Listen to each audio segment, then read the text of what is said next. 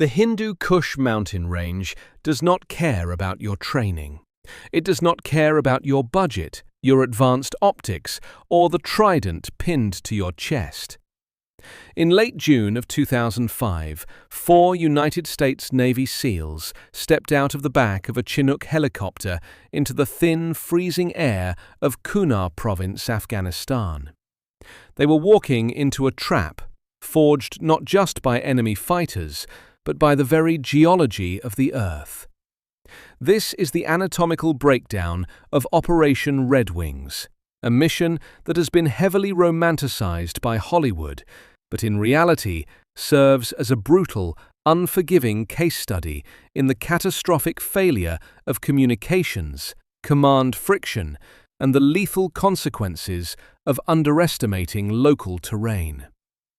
Before we tear into the tactical blueprints of this operation, let me ask you a question. How does the most technologically advanced military machine in human history lose a specialized reconnaissance team to a local warlord armed with leftover Soviet weapons and a flock of goats? We are going to answer that today. If you are serious about military history, tactical analysis, and the unfiltered reality of combat, hit the subscribe button, leave a comment down below to feed the algorithm, and welcome back to the channel. Now let us look at the strategic map. To understand the disaster on the slopes of Sawtalo Sar, we have to rewind the clock and look at the geopolitical dirt of Kunar Province. Kunar is not a conventional battlefield. It is a vertical maze of jagged shale, deep valleys, and ancient smuggling routes that bleed directly into the porous border of Pakistan. You do not conquer Kunar, you merely survive it. We have seen this exact geographic nightmare before. If you look back to the Vietnam War, specifically the covert operations run by MACVSOG in the A Shau Valley or across the fence in Laos, the strategic problem was identical. Small, highly trained American reconnaissance teams were inserted into triple canopy jungle to hunt North Vietnamese supply lines, only to find themselves rapidly surrounded by numerically superior, heavily armed local forces who knew every inch of the trails. The difference in Afghanistan was the canopy. Instead of jungle, the SEALs had to contend with barren, vertical rock faces at elevations exceeding 10,000 feet, where there is zero concealment and every step on the loose shale sounds like breaking glass. But the American military was not the first to bleed in these specific valleys. Let us look at the Soviet-Afghan War in the 1980s. The Soviet 15th Spetsnaz Brigade operated in this exact region, attempting to interdict Mujahideen supply lines coming out of Pakistan. The Soviets learned the hard way that high-altitude mountain warfare nullifies the advantages of mechanized armor and close air support. In 1985, during the Battle of Maravar Pass, a Soviet Spetsnaz company was lured into a gorge in Kunar Province and systematically annihilated by Afghan fighters, who simply took the high ground and rained plunging fire down on them. Fast forward 20 years, and the United States military was about to relearn that exact same Soviet lesson, paid for in American blood. By the spring of 2005, the United States was transitioning its strategy in Afghanistan. The initial invasion of Operation Enduring Freedom was over, and the mission had shifted to counterinsurgency and stabilization. The Afghan parliamentary elections were scheduled for September of 2005, and the coalition forces needed to secure the restive eastern provinces. Enter the United States Marine Corps, specifically the 2nd Battalion, 3rd Marine Regiment, known as the Island Warriors. These Marines were operating out of Forward Operating Base Asadabad, also known as Camp Wright, in the heart of Kunar. The Marines had a problem, and his name was Ahmad Shah. Ahmad Shah was not a top-tier al-Qaeda mastermind.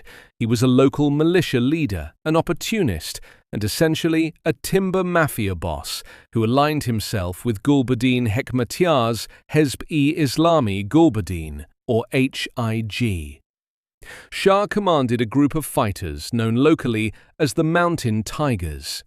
He was disrupting the region, launching mortar attacks on marine outposts and ambushing coalition convoys. He was bad for the upcoming elections, and he was bad for stability. The Marines of 2-3 developed a phased operational plan to isolate and capture or kill Ahmad Shah. They originally named this plan Operation Stars. However, due to command structure changes and the rotation of units, the operation was handed over and rebranded. Following a naming convention based on American sports teams, specifically the Detroit Red Wings, the mission was baptized as Operation Red Wings. But here is where the operational friction began to spark. The Marines are conventional infantry. They excel at combined arms, overwhelming firepower, and holding ground. However, the initial phase of Red Wings required specialized covert reconnaissance to positively identify Ahmad Shah in his suspected stronghold near the village of Chikal, high up on the slopes of the Sawtalo Sar mountain. Under the command structure of the Combined Joint Special Operations Task Force Afghanistan, or CJSOTF-A, the reconnaissance phase was handed over to Special Operations Forces, specifically a four-man element from SEAL Delivery Vehicle Team 1 and SEAL Team 10. You have to ask yourself, is it strategically sound to take a Marine Corps infantry operation, rip out the initial reconnaissance phase, and hand it over to a naval special warfare unit that has not been operating in that specific micro-terrain for the past 6 months?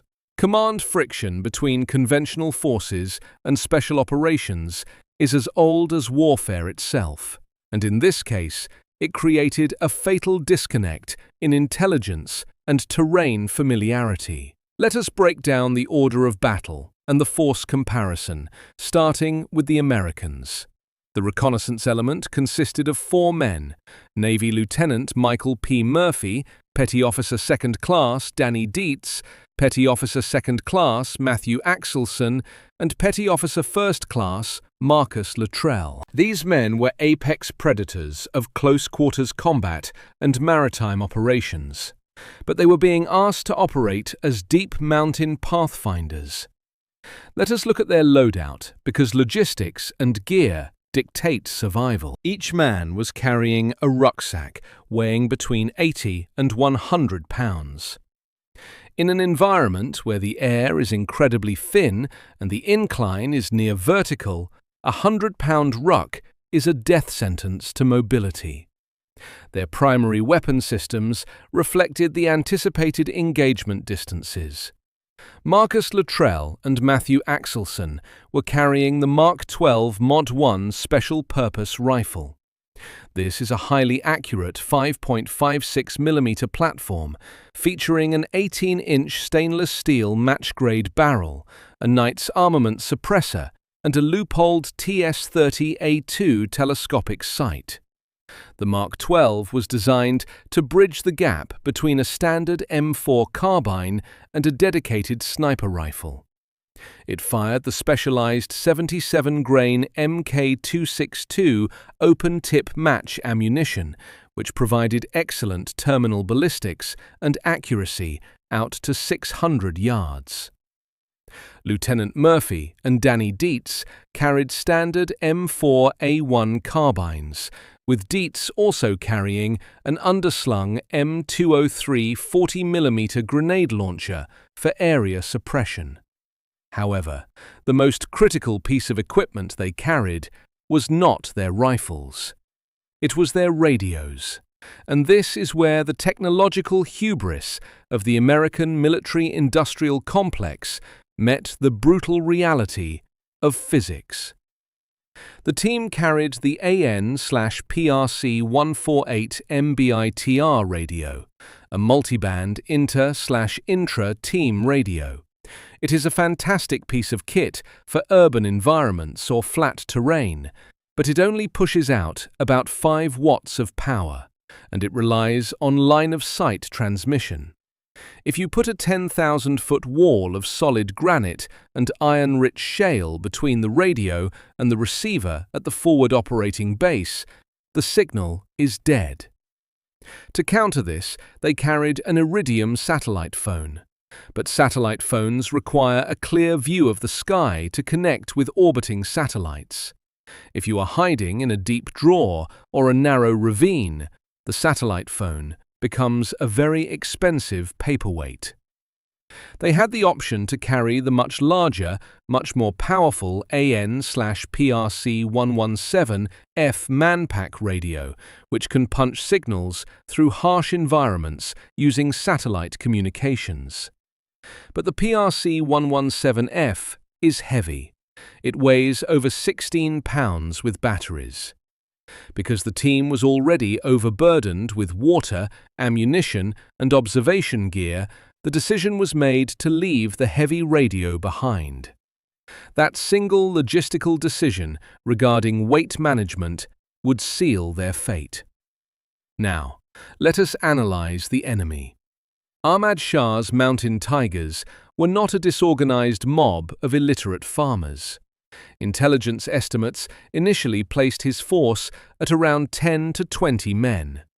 This was a catastrophic intelligence failure. Post-battle analysis suggests Shah actually had anywhere from 50 to over 100 well-trained, hardened mountain fighters. They were armed with the standard, yet highly effective tools of guerrilla warfare. The AK-47 assault rifle, the RPG-7 rocket-propelled grenade launcher, and most importantly, the PKM medium machine gun. The PKM is arguably the most lethal weapon in the Afghan theatre. It fires the 7.62 by 54 mm rimmed cartridge. This is a full-power rifle round, significantly larger and more powerful than the American 5.56 mm round. The PKM can deliver accurate, sustained, suppressive fire at distances exceeding 1,000 yards. In a mountain firefight, whoever has the longer reach and the higher ground dictates the terms of the engagement. Shah's men knew this terrain intimately. They did not need GPS or satellite imagery. They knew every goat trail, every defilade, and every false peak. Their tactical doctrine was simple but devastating. Use the high ground, initiate contact with overwhelming volume of fire from PKMs and RPGs, and use plunging fire to pin the enemy against the sheer drops of the mountain. Furthermore, Shah was operating with a modern understanding of information warfare. His fighters carried digital video cameras. They were not just fighting to kill Americans. They were fighting to produce propaganda. They understood that a video of dead American special operators broadcasted on international news networks was worth more than 100 tactical victories. This was an enemy that combined ancient mountain ambush tactics with modern media manipulation. As the sun set on June 27, 2005, the heavy rotors of the 161st Special Operations Aviation Regiment, the Night Stalkers, began to beat the thin mountain air. 2 MH-47E Chinook helicopters lifted off from Bagram Air Base, flying under the cover of zero illumination. The Chinooks are massive, twin-rotor beasts capable of operating at high altitudes where the air density makes other helicopters fall out of the sky. But they are also loud, and in the quiet of the Hindu Kush, the sound of a Chinook echoes for miles. The insertion plan called for a false insertion to confuse the enemy, dropping the team at a designated landing zone miles away from the target village. As the ramp lowered into the pitch black of the Afghan night, the 4 SEALs stepped off the helicopter and immediately sank into the brutal, unforgiving reality of Sawtalo Sar. The air was freezing, the incline was staggering, and the hunt for Ahmad Shah had officially begun, setting in motion a chain of events that would test the absolute limits of human endurance and tactical survival.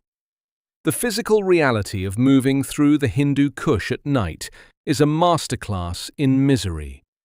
The moment the 4 SEALs stepped off the Chinook ramp, they were swallowed by a pitch-black environment, navigating a 45-degree incline entirely under the green phosphor glow of their AN/PVS-15 binocular night vision goggles. While these optics are state-of-the-art, offering a crisp image of the immediate surroundings, they inherently flatten depth perception. When you are walking on the edge of sheer cliffs, a flattened depth of field can easily result in a fatal misstep. The ground beneath their boots was not soil. It was scree, a loose accumulation of fractured rock and shale that shifts and slides with every step. Imagine trying to silently carry an 80-pound rucksack up a nearly vertical staircase covered in broken glass in the freezing rain. That was the insertion phase.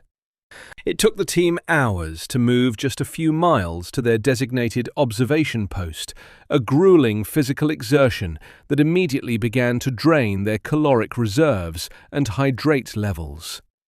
Upon reaching their initial objective, the tactical geometry of the mountain immediately worked against them. The designated observation post was a false peak. It offered no concealment, no overhead cover from the freezing rain, and, most importantly, it left them silhouetted against the skyline. Lieutenant Murphy, acting as the officer in charge, made the correct tactical decision to abandon the primary OP and move the team to a secondary location slightly lower on the slope, seeking the meager concealment of a few stunted trees and rock outcroppings. They dug in, established a 360-degree security perimeter, and waited for the sun to rise on June 28, 2005.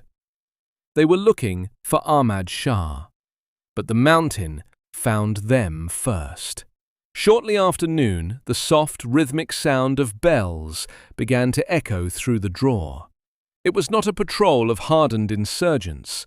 It was an old man, a young man, a teenage boy, and a flock of about 100 goats. The herders stumbled directly into the SEALs' concealed position. This is the nightmare scenario for any deep reconnaissance element.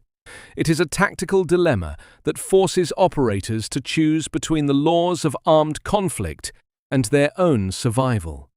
We have seen this exact scenario play out before in modern military history.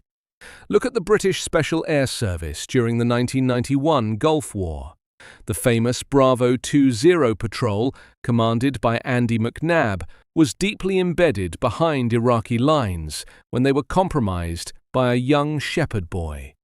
The SAS chose to let the boy go, and within hours they were hunted down by a mechanized Iraqi quick reaction force, resulting in death and capture. 14 years later, on a mountain in Afghanistan, the American SEALs faced the exact same fatal calculus. What do you do with unarmed non-combatants who have just compromised a classified mission?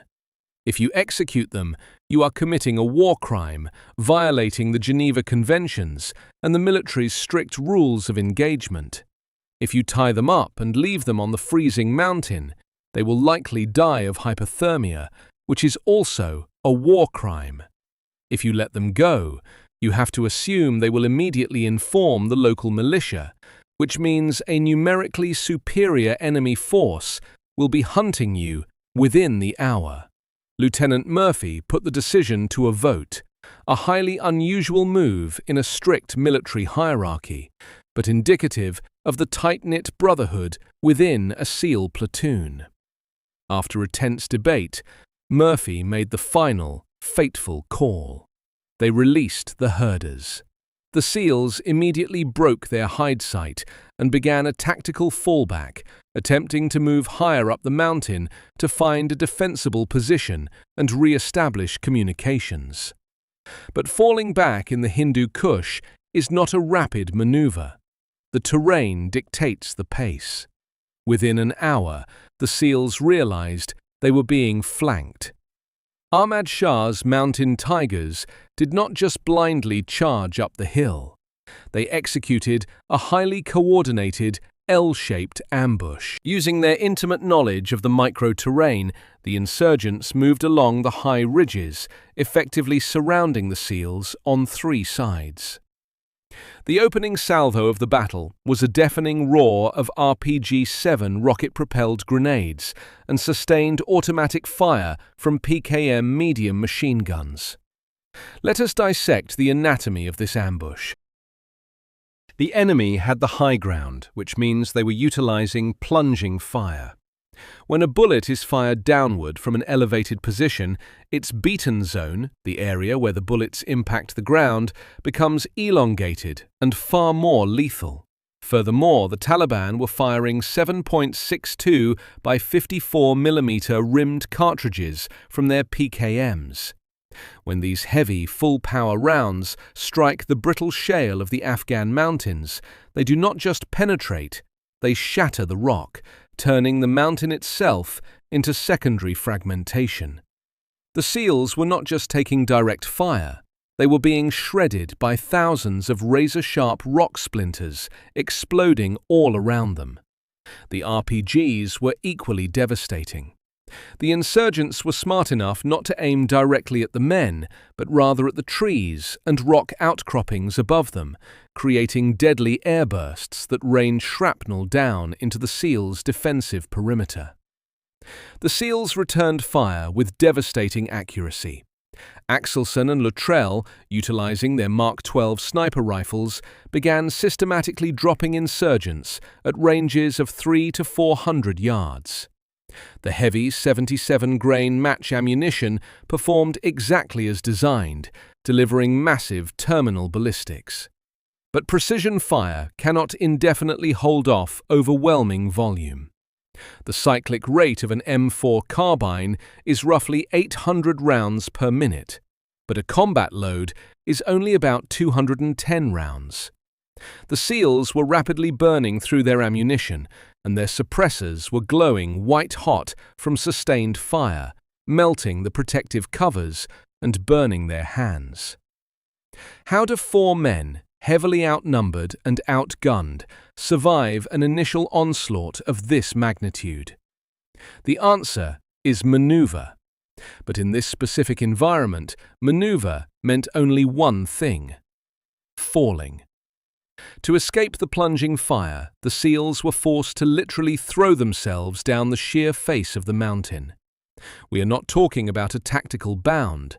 We are talking about 20 to 30-foot free falls down a 60-degree incline, landing on jagged rock while wearing 80 pounds of gear. The physiological trauma of these falls was catastrophic. Men suffered shattered vertebrae, broken femurs, torn ligaments, and severe traumatic brain injuries. Yet training and adrenaline overrode the human body's natural shutdown mechanisms. They would hit the bottom of a ravine, spit out dirt and blood, re-shoulder their weapons, and establish a new base of fire. The communication situation had gone from critical to non-existent. Petty Officer Dietz, the communications specialist, repeatedly exposed himself to enemy fire, trying to get a signal out on the MBITR radio. He was shot in the hand, nearly severing his thumb, yet he continued to try and operate the dials with his bloody stump. He was shot again in the back, the bullet impacting his body armor and driving him into the dirt. Axelson was shot in the chest, the round tearing through his torso. Murphy took a round to the stomach. Every single member of the team was bleeding out, suffering from massive blunt force trauma and rapidly running out of ammunition. Lieutenant Murphy realized that the MBITR radio was completely useless in the deep ravine. Their only hope was the Iridium satellite phone. But to get a clear line of sight to the orbiting satellite constellation, he had to leave the microterrain that was providing their only cover. He had to step out into the open.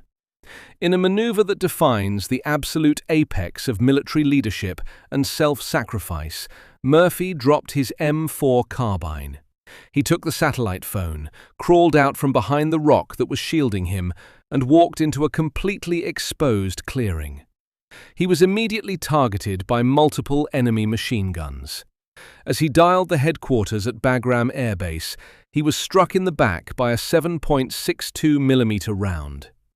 He dropped the phone, fell forward, but managed to pick it back up. He completed the transmission, calmly relaying their grid coordinates and the size of the enemy force.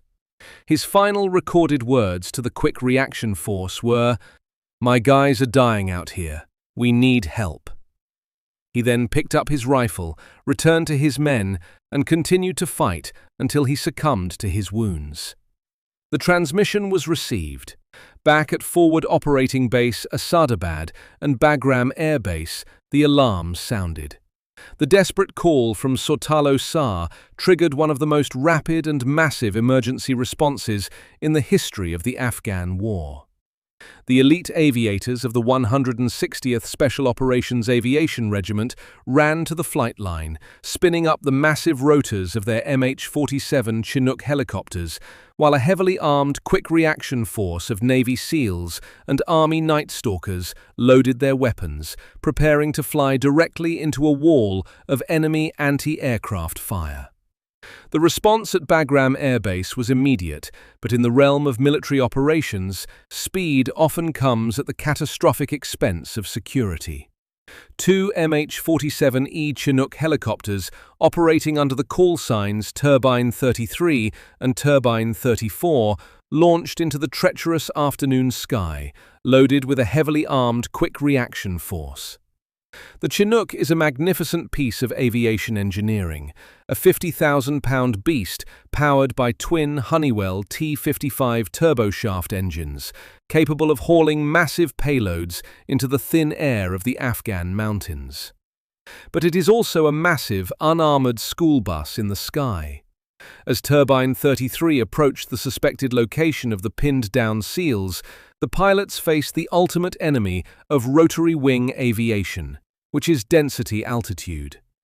At elevations exceeding 10,000 feet, the air is incredibly thin, which robs the helicopter of lift and engine power. To insert the rescue team onto the steep, jagged slopes of Sawtalo Sar, the pilot had to bring the massive aircraft into a high hover, effectively making it a stationary target in the sky. Ahmad Shah and his mountain tigers were waiting. They had anticipated the American response. This is a fundamental tenet of guerrilla warfare. You do not just ambush the primary target, you ambush the rescue force. As Turbine 33 hovered, exposing its vulnerable underbelly, an insurgent stepped out from the tree line and fired an unguided RPG-7 rocket-propelled grenade.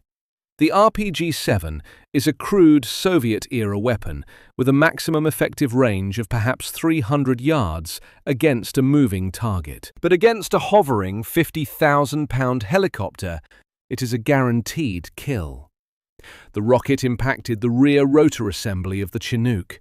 The explosion severed the transmission lines and destroyed the rear rotor, causing a catastrophic loss of flight control. Turbine 33 instantly lost all lift, plummeted from the sky, and tumbled down the sheer rock face of the mountain in a massive fireball. 16 American servicemen perished in that crash. 8 Navy SEALs and 8 Army Night Stalkers from the 161st Special Operations Aviation Regiment were killed instantly. In a matter of seconds, a reconnaissance extraction had transformed into the single largest loss of life for naval special warfare since World War II. We have witnessed this exact vulnerability of rotary wing assets before, and the American military had already paid for this lesson in blood. Look back to October of 1993, during the Battle of Mogadishu in Somalia. Task Force Ranger lost 2 UH-60 Black Hawk helicopters, Super 61 and Super 64, to unguided RPG fire from local militia forces. The tactical reality demonstrated in Mogadishu was that low-flying, hovering helicopters operating in restricted terrain, whether it is the urban canyons of a sprawling African city or the deep vertical ravines of the Hindu Kush, are highly susceptible to low-tech, asymmetric anti-aircraft tactics. Yet, on the slopes of Sawtalo Sar, the sheer urgency to save the men of Operation Red Wings overrode the established, cautious doctrine of securing a landing zone with gunships before committing heavy-lift assets. The friction of war forced a desperate gamble, and the mountain collected the debt. Down in the ravine, the situation had reached its terminal phase. Petty Officer Matthew Axelson and Petty Officer Danny Dietz, having sustained multiple catastrophic gunshot wounds, fought until their bodies simply ran out of blood, succumbing to their injuries on the mountain. Lieutenant Michael Murphy was dead, having sacrificed himself to get the distress call out.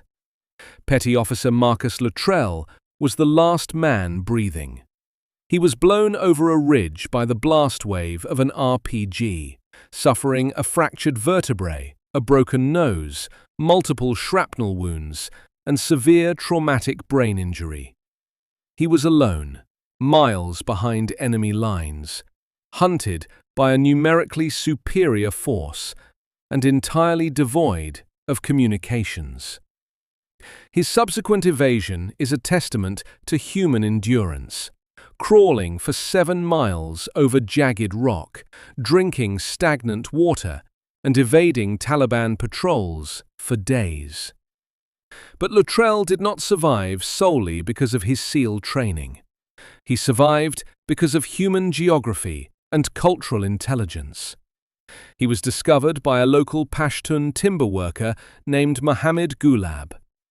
Gulab did not hand the American over to the Taliban. Instead, he invoked an ancient pre-Islamic tribal code known as Pashtunwali, specifically the tenet of Nanawatai, which mandates that asylum and protection must be granted to anyone who requests it, even an enemy, regardless of the cost to the protector. Gulab took Luttrell into his village of Salar Ban, hid him from Ahmad Shah's fighters, and ultimately smuggled a note to an American Marine outpost, leading to Luttrell's rescue by a massive joint force operation. This highlights a massive blind spot in American strategic planning. We spend billions on signals intelligence, satellite imagery, and drone feeds, but we often fail to understand the cultural terrain. If the American military had possessed a better grasp of the local tribal dynamics and the friction between the villagers and Ahmad Shah's militia, the intelligence preparation for the battlefield would have been vastly different. How does a system designed for total spectrum dominance fail so spectacularly? To understand this, we have to conduct a brutal post-mortem on the tactical and strategic architecture of Operation Red Wings. First, we must look at the command and control structure. The battle space of Kunar Province was owned by the conventional forces of the 2nd Battalion, 3rd Marine Regiment. But the initial reconnaissance phase of the operation was handed over to the Combined Joint Special Operations Task Force. This created a disjointed chain of command. The Marines knew the terrain, they had the local intelligence, and they understood the movement patterns of Ahmad Shah. The SEALs, while being elite operators, were essentially dropped into a micro-terrain they had not acclimated to, operating under a different command umbrella. When the mission went wrong, the immediate response was delayed by bureaucratic friction, and the necessity to crosstalk between different operational headquarters. If we step back and look at the broader strategic picture, Operation Red Wings bears a chilling resemblance to one of the most famous military disasters in American history. Consider the Battle of the Little Bighorn in 1876. Lieutenant Colonel George Armstrong Custer led the 7th Cavalry into the Montana Territory with fractured intelligence, vastly underestimating the size, armament, and resolve of the Lakota and Cheyenne coalition. Custer split his forces just as the Red Wings' command structure was split. Custer famously left his heavy Gatling guns behind because he believed they would slow his march, prioritizing speed over firepower. In 2005, the SEAL reconnaissance element left their heavy PRC-117F satellite radio behind to save weight, prioritizing mobility over guaranteed communications. In both historical instances, a small, highly elite American force was isolated, surrounded, and systematically dismantled by an indigenous force that utilized superior numbers, intimate knowledge of the local terrain, and a brilliant execution of flanking maneuvers. Hubris, whether it occurs on the plains of Montana or the peaks of Afghanistan, always carries a lethal price tag. We must also analyze the asymmetric economics of this battle. Modern warfare is a ledger of costs. The United States military deployed an MH-47 Chinook helicopter worth roughly $40 million. Inside that aircraft were 16 highly specialized Tier 1 and Tier 2 operators, representing tens of millions of dollars in training, equipment, and institutional knowledge. That entire investment, along with the priceless lives of the men, was erased from the sky by a $50 mass-produced Soviet rocket fired by a militiaman wearing sandals. This is the brutal economic reality of counterinsurgency warfare. The logistical tether required to support high-tech forces in austere environments is incredibly fragile, and our adversaries know exactly how to exploit the weakest links in that chain. Furthermore, the political timeline dictated the tactical tempo. In the summer of 2005, the coalition was under immense pressure to secure the eastern provinces ahead of the Afghan parliamentary elections scheduled for September. Political deadlines often force military commanders to accelerate operational timelines, pushing missions forward before the intelligence picture is fully developed or the environmental conditions are optimal. Ahmad Shah was a political problem that needed to be erased quickly, and that urgency blinded the command structure to the tactical risks of inserting a small, unsupported team into the most hostile terrain on Earth. Operation Red Wings remains a stark, bloody reminder that technology does not negate geography. You can have the best optics, the most accurate rifles, and the most intense training in the world. But if you lose communications and surrender the high ground to an enemy who lives on the mountain, you will bleed. The men of SEAL Team 10 and the 161st SOAR fought with a level of ferocity and brotherhood that defies human comprehension. But courage alone cannot rewrite the laws of physics or reverse a catastrophic intelligence failure. War is a brutally honest auditor, and it punishes arrogance with absolute prejudice. History does not repeat itself, but it certainly rhymes, and the echoes of those rifles on Sawtalo Sar will serve as a permanent warning to future generations of warfighters. Now, I want to hear your analytical assessment of this operation. What do you believe was the single most critical point of failure in Operation Red Wings? Was it A. the decision to leave the heavy PRC-117F radio behind, resulting in a total loss of communications? Was it B. The fractured command structure between the Marine Corps and Special Operations Forces that delayed the Quick Reaction Force? Or was it C. The catastrophic intelligence failure that vastly underestimated the size and capability of Ahmad Shah's militia? Drop your answer and your tactical reasoning in the comments section below, and I will see you on the next battlefield.